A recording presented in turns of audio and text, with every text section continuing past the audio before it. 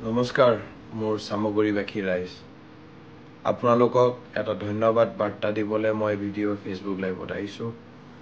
যোৱা বিগত আমাৰ একমাহ ধৰি বিজেপি নেতৃত্বাধীন চৰকাৰে আমাক যেনেকৈ এটা ছাৰউদ্ধ এটা পলিউটেড এনভাইৰনমেণ্ট বা আমাৰ এটা উশাহ ল'ব নোৱাৰা এটা বাতাবৰণ সৃষ্টি কৰিছিলে।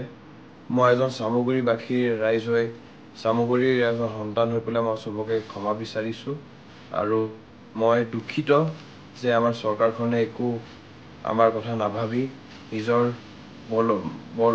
বাহুবল তাৰপিছত যিমান যি বল আছে সেইবিলাক আপোনালোকে দেখা পাইছে ব্যৱহাৰ কৰিছে।